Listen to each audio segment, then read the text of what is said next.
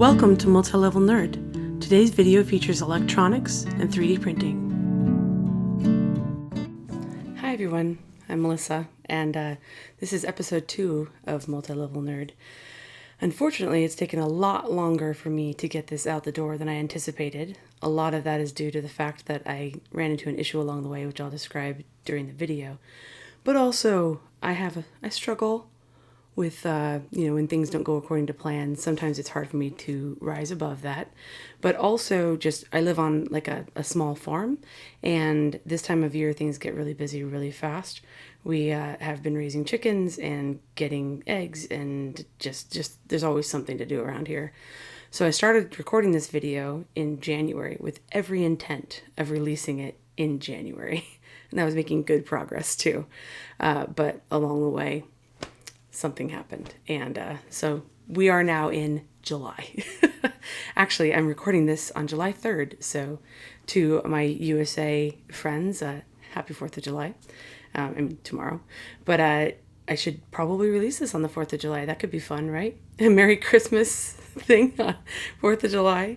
So the topic of this particular video is a sign that my dad bought. And I can talk about that. I do talk about it a little bit during the video, but it's basically an old Merry Christmas sign with neon flashing lights. You probably saw it in the thumbnail.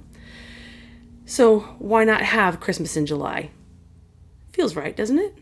I mean, people have been doing it for many, many years. Anyway, so I'm going to go ahead and work on that, and you'll see the video coming along. It's a little bit rough. I just needed to get something out the door. But, I did it. It's out the door. Let's do this. So here's the device. It's just a basic sign, an LED Merry Christmas sign with these little kickstands on it. My dad found it at a thrift store, and he thought, hey, this looks like a cool thing. It's only kind of broken. It still works. I mean, he thought it worked. It looked like it worked. I don't know. He decided to take a chance on it. I don't think it was very expensive. Something like $3, $5. I don't know. It's a thrift store. You can see the wires are attached to the back there with some sort of like gummy glue. And there's a material on the back that seals it together. A really thin cable takes it down to this plastic box that has a simple like electronics board in there, and it's got some terrible soldering inside. This is actually what led to me picking it up in the first place, is because the solder joints you see at the top there, or the bottom of the frame where I'm pointing now, that's broken, and it should be attached. Once it's attached, it completes the circuit, allows the batteries to connect, and lights the sign itself. But that broke off because it was quite brittle. So yeah, we've got this kind of port on the back. It's to daisy chain these together. I believe it was part of a train set or some sort of like Christmas village at one point, but this is the only piece that we have. So it's got a switch on the back. It's a physical switch that actually toggles the batteries. So it connects the batteries in series, on and off. And that's basically it. It's a pretty simple circuit, pretty simple device. Here you see me cutting the wires off of the circuit board. This is so I can work with it more easily. And having the sign detached will just make it easier for me to access the circuit board and make the changes that I need to make to the design, things like that. Additionally, I can go ahead and test it, which is a big deal. My dad was pretty sure it worked, but I wanted to make sure I didn't have C batteries on hand. So here's me testing it to see if it's even worth my time. Of course, you got to line the batteries just right, because I don't have them in a holder, which would make this a lot easier. But as you can see, it worked, which is good. I'm marking the positive side so I know which side to connect later. It makes it a little easier when I start working on the circuit. Speaking of the circuit, I went ahead and drew up this diagram with the leads in place. The red is the hot end and the green is ground. And I saw this piece on the board and I wasn't completely sure what it was. When I looked it up, it actually is a diode. It's an older way to package diodes. Now you usually see them, they're black with a white stripe. This one has glass around it instead. And in place, you see it here on the board, it's a T4148. And I've also drawn up the the ratings for all the capacitors, resistors, and this transistor that's here. Inside the black dot is I don't know what, because I could not see it.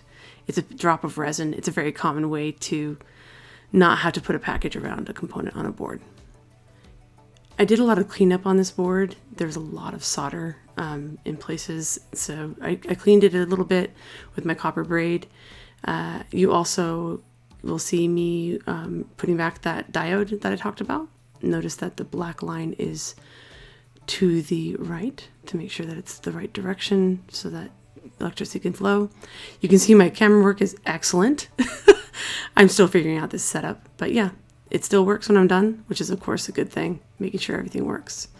I also noted the hot end on the circuit as well, and here I've noted it for you. Light plus, light minus, that's where the light will connect when the circuit is complete, when I put it back together again. I talked a little bit about the packaging, and it uses C batteries, which I don't really love.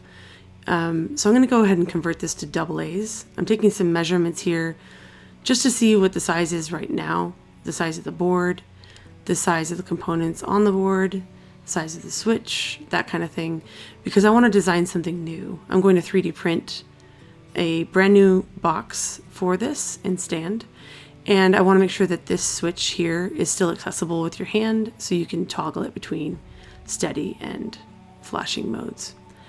Here you see me inexpertly using a design program. I've been using Shaper 3D on my iPad a lot lately.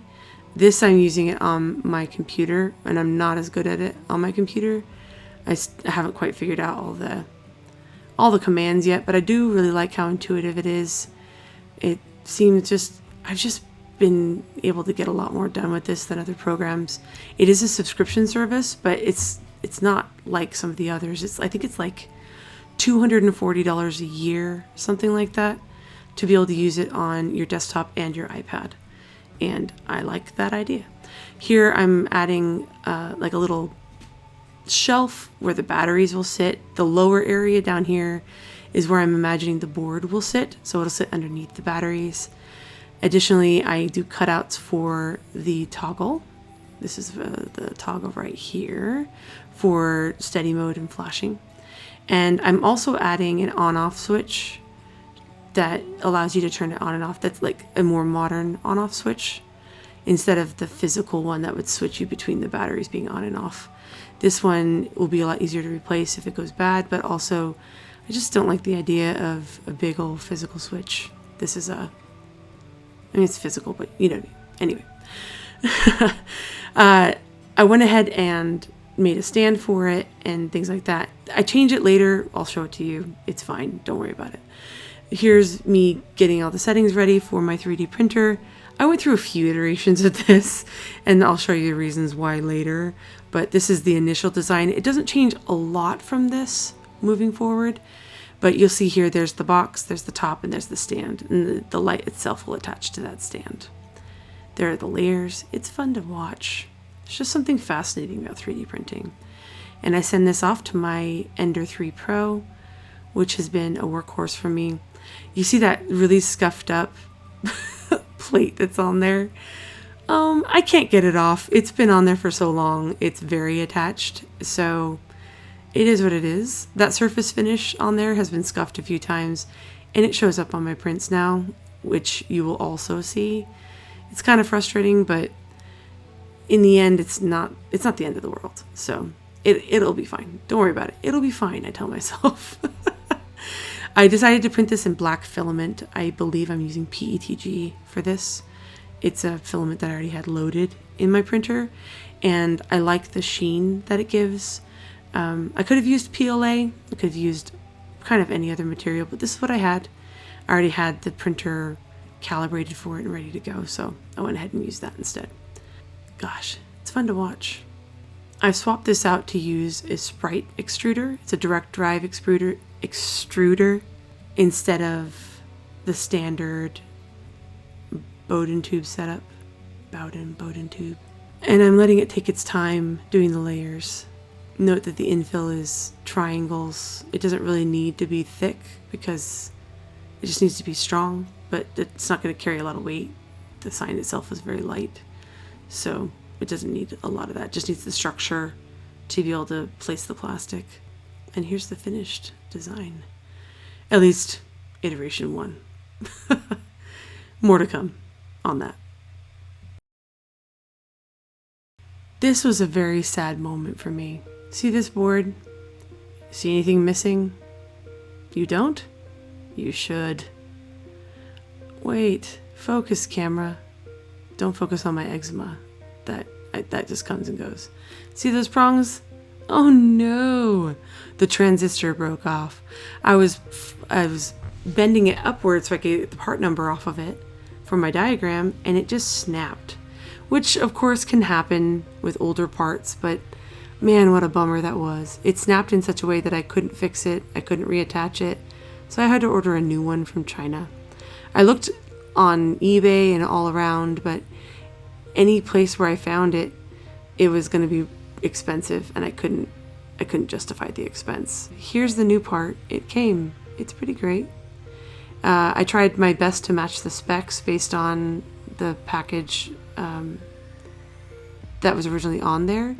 The letters were the part number was really worn off, so it was hard to read, but I was pretty sure this was the right kind. And I can reattach it. It's not going to be a big deal. It's just such a bummer. First things first, I had to remove the solder that was all over this thing.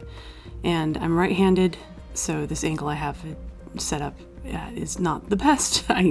You'll see me in here in a second move it around, but there's the one leg gone. Yay, on to the next one. Which angle should I go? Because the thing you have to keep reminding yourself, right, is that this is not a pencil. If you touch the soldering iron to anything you don't want to be melted, it will be a bad day for you. So yeah, that worked actually pretty well. I ended up getting both of those off at the same time, and now it's clean, so I can put the new one on. So I went back and looked at my old videos to make sure that I did this right. According to the wiring diagram, this is a PNP transistor, which means that this is the emitter, this is the collector, and this is the base. So we need to connect it like this in the holes, like that, nice and snug. And then I have to go through, and it's kind of what they did. They had it like vertical like this, so it fits a little bit better. So I'm going to do the same. Good enough. And now you can actually see the part number. And we'll go through and we'll solder that. Easy peasy. It's been a hot minute since I've done this, so no judgment, please. Okay, so here's the build, and mistakes were made, as I put in the title. Here you see me bridging the ends. I'm trying to fix it. I do kind of fix it, but the solder ends up getting screwed up, so I have to do it again. And it gets, ish okay, and then I fix it again later. This is not what the problem is, even though that doesn't look great. Oh, look, I tested it. Guess what? My transistor I ordered works. Woo! So, but yeah, anyway, here's the box. This is what I started with. It looked great, except for the fact that when the mount is on there, it like sticks off the front of the box, which I did not like. See this here? It sticks off the front. Also, the base of the top of this bracket, too small for to have a good connection with the light itself. So here's the next iteration. I printed it. My printer gummed up the corner. Dang it. Okay, here's the third one. Why am I talking so fast? Oh, because I messed this build up quite a few times. And there's a lot of video, and I decided to show all of it, so you get what you get. There's the bottom. That actually went on very well and looked pretty much the way I intended it. There's like I made a little chamfer for it. Hey, there's my new bracket. Sweet. Very cool. That mounts on there. The sign goes over the top. All is right with the world. There's the buttons, everything. Here's the sign. Here's an idea of what it'll look like. Let's get to the build. No, anyway, so I put it through to get it prepared to mount onto the bracket and see how it will fit. It actually looks pretty good. I actually put a little channel on the back of the bracket that sits on the light. I put a little channel on there for the cords to go through so they wouldn't get pinched. And I made space on the right and left side there for brass inserts, threaded inserts, and also on the base to hold the lid down. Here are my brass inserts I bought off Amazon a while back. I'm going to use some M3H4s. I tend to like these because I like the angles. They have opposing angles, which I feel like it makes them hold better once they're sunk in. And there's a little rim on the bottom. I like to use that side toward the hole. It helps it seat in there when I'm getting ready to use the soldering iron to attach it. My soldering iron actually has an end that I also bought off of Amazon that it makes it easier to press fit these in, and it applies more heat more evenly to the brass fitting. So we'll go ahead and pop this one in. This is, of course, a lot faster than you'll see it. This is sped up 200 times, just because I rambled a lot when I tried to do this voiceover, so I'm trying to fix it. Also, my camera angle, yet again, stellar. But yeah, so these sink in very easily. They're your brass threads so that you can attach this to the base, and that's for the top, well, technically the bottom, but to hold the lid on. This is the new plug. It's a very simple switch, not plug, switch. I went ahead and sped this up 1,000 times because 1, I'm very slow with putting this whole thing together, and 2, oh my goodness, I messed up so many times. It's pretty ridiculous how many times I messed up. Like, I drop wires, you'll see it in a second. There it goes. And we have to put it back. And it was in the wrong spot. It just, at this point, I was so tired. I'd been trying to finish this video for quite some time, and it was past midnight. I think it might have been 1 a.m. when I was doing this. Hey, look, I fixed the transistor again. So yeah, I was trying to be so good too. I had like heat shrink wrap on there to make the joints pretty. I'm attaching the switch. I'm attaching the batteries. I'm doing so well, but I missed a couple of things a couple of times. 1, I didn't actually attach the switch properly to the whole thing. So I had to take it off and redo it. And then later on, I put the switch on like the ground of the circuit, which happens in a second here. Now, this is me fixing it again. Okay, there you go. That was the first time. And then here's me attaching the ground to the battery, which I don't think that's right either. I did it, like I said, I did this a few times. So I felt like it was worthwhile keeping it here to show that I did put in the work. But I don't really want anyone to follow this. Use the wiring diagram I made. It's a lot more like helpful in this situation. I mean, I did get a little bit better at applying solder and doing shrink wrap. I started remembering how to do that stuff. It's been, like I said, it's been years since I've done this kind of work. I'm excited to get back into it, but man, I should know better than to do this to myself. See, here I'm all proud of myself. Oh, there's the hands. Yep. I was all proud of myself because it worked. But you know what I didn't do? Put the wires through the stand. And then again, I soldered it on. Thumbs up. Nope.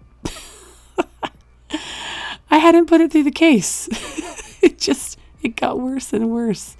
So yeah. Okay. The wiring's fine. Everything's working. Now I have to get the stand attached. Well, the holes are too small. It happens in 3D printing, right? Where the holes, sometimes the plastic like will shrink, or it'll have like a bulge on one side or whatever, right? When it attaches to the plate. So you'll see me in a minute. I actually use you didn't see me do it. It was very fast, but I used a Dremel to make those holes a little bit bigger. Hence the dust all over the table.